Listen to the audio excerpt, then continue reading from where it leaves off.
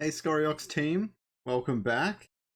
We're on to another video that has been highly sought after.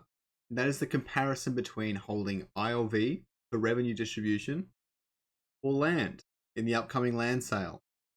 I'm going to dive straight into why I think one might be the better choice than the other. I'm not going to spoil it up front. But I think it's going to matter a lot how you utilize it. Sadly, a lot of this is speculative since we don't have details on blueprint, heaps of details on blueprints, how the fuel could be used in terms of helping you play the game, how landmarks affect everything, and things like that. Also, I'm going to neglect T5 a little bit because it operates very differently to the other land. I would definitely buy one if I had the opportunity because sponsorships and everything are going to make more money than anything else, but in terms of these sorts of statistics, I'm going to leave it out a bit, okay? So I'm really excited to get into this one, and I know you guys are really eager to find out what's more profitable, ILV or land. Let's jump into the intro.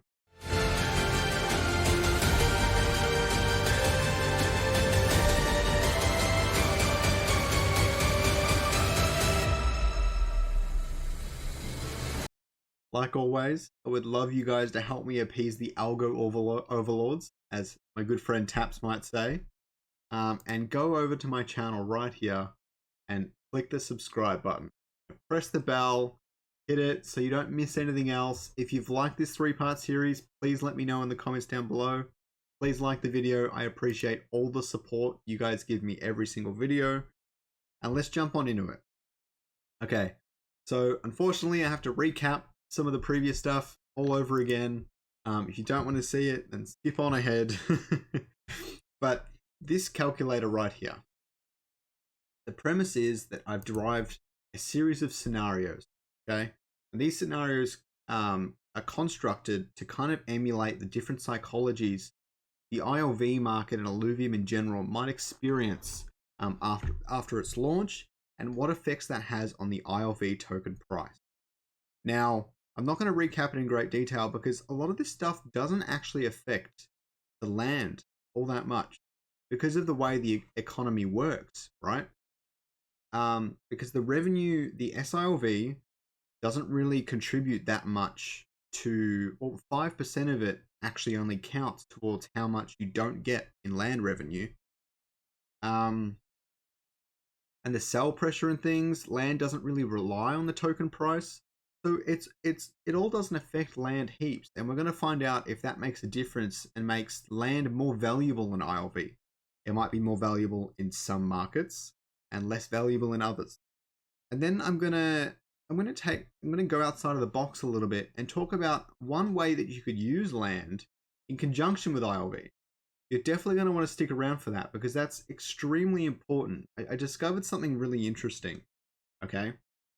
Especially with this upcoming land sale. You're definitely going to want to watch. Just for a quick recap, I've got my 3 variables, how much people are claiming sILV, how much sell pressure there is on the token. So once people spend money in the game, it adds buy pressure to the token, and then I'm taking some of that away because people are taking profits for whatever reason, and the staking rate of ILV. How many people are staking to get their revenue distribution? As you can probably guess, if there's a lot of people staking, they're getting a lot of RevDiz split among them, but the amount of revenue you're getting on your land doesn't actually change. So in that scenario, you'd be better off holding land. But in the opposite, where most people are selling, ILV is going to do a lot better. Land is going to be about the same, but ILV is going to be a much better option. So there's no single answer for any of this.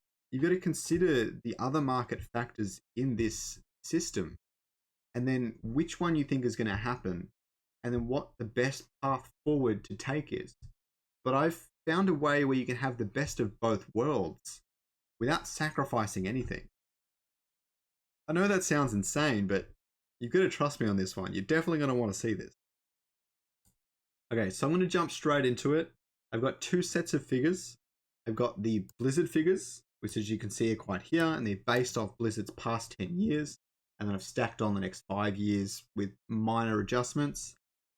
And then I've got my conservative figures. I bumped this up, which are, you know, relatively conservative. Half a billion added each year in revenue. And it gets a lot higher than I expected, so I probably should have adjusted that a little bit. But yes, so that's pretty cool. The revenue each year for the tokens, you see, it starts quite small, even though some of these numbers got really, really high. So I'm going to go through the scenarios in order again.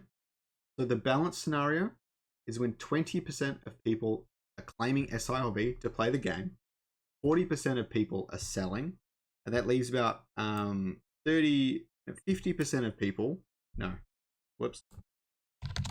that leaves about 40% of people that are restaking all their tokens. So this is a very balanced overall scenario. Personally, I think the staking rate is going to be closer to 50 or 55% in general terms on average, but that's a very balanced scenario. The investing economy scenario is when 70% of people, 70% of people are staking their ILV, 20% selling, and 10% are taking sILV for use in the game or whatever else. Maybe they're trying to flip something. I don't know. People do the craziest things sometimes. The crypto winter is when 70% of people are selling. And if you watch the past two videos, that's kind of what you're all hoping for now, I bet. The fastest way to become a millionaire. 10% of people are claiming and the rest are staking, which is like 20%. Not very much at all. That's why everyone's staking and restaking would become millionaires very, very fast. And the valuable NFTs one, where half of people are claiming sILV and burning out the supply. So it's a bit of a delayed benefit. Doesn't benefit too many people, especially the land people at the start. And then eventually everyone gets huge benefits because all the tokens are gone. But the people staking land don't get quite as much of a benefit there. So we're about to peek into these, okay? These are really, really interesting. So let's jump through the 4 scenarios. And again, if you guys are getting really confused, please try and watch the first 2 videos or leave a comment down below asking me how I can explain it better. I'm always looking forward to improving myself and my skill sets, okay? If I'm not explaining it quite right, I'm eager to learn and improve, I promise. So please subscribe and it will get better. I will have an easier time explaining all this. Okay. Let's look at the balance scenario. This is the first 4 tiers of land. Now, I'm not going to go through every individual one, but based on how I've done the math, actually, let me quickly show you that because that's important. I think it was this one. Yes.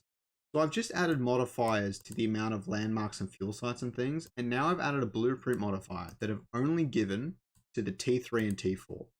Look, I could go into depth on these details, but this is highly speculative. I have no idea how all the different fuel sites, landmarks, and everything are going to impact the amount of revenue you generate.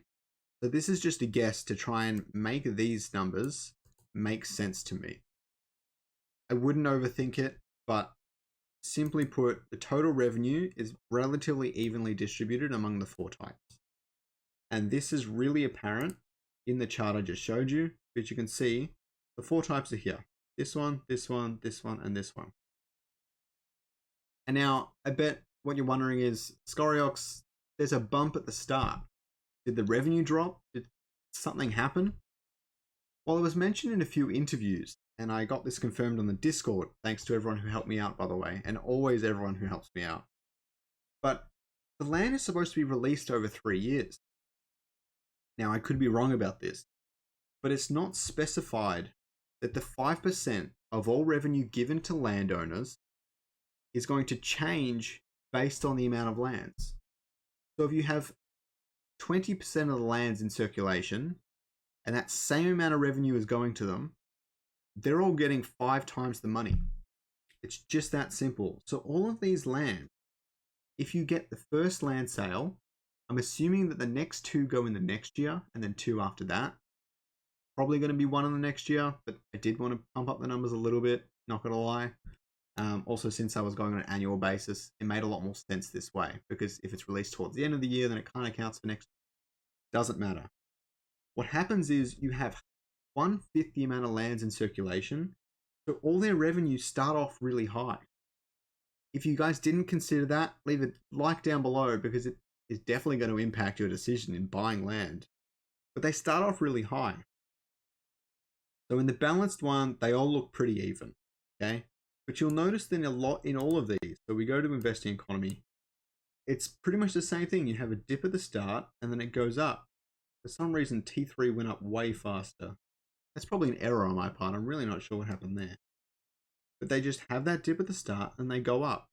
You'll notice that the annual rev dis per token stays quite close to the T1 revenue in my price analysis. T1 is worth more, but it stays quite close in this one. In here as well, you can see it on the Blizzard stats. We'll go back to balanced.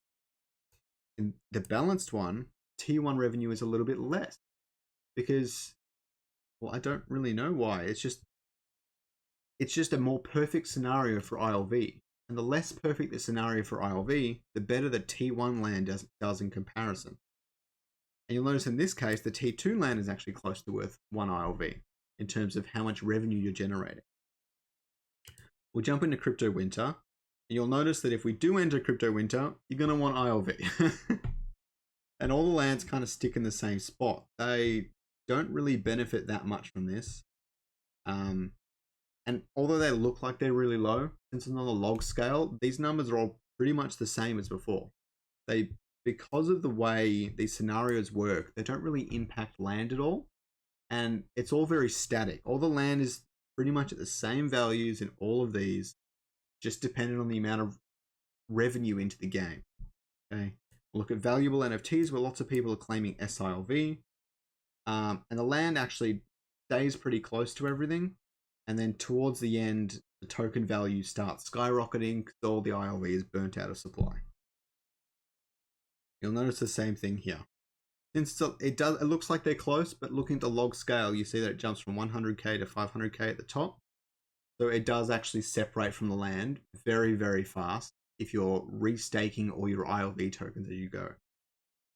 Now, I said I had some interesting things to show you. I found something new. I tried something new. So I compared. Okay. So for this, I only looked at T1. You can look at the others if you guys want, but I don't think it makes much sense, not at this stage.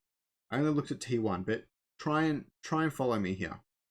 At the moment, it takes about, I believe it was 1.6 ILV tokens. Double check that.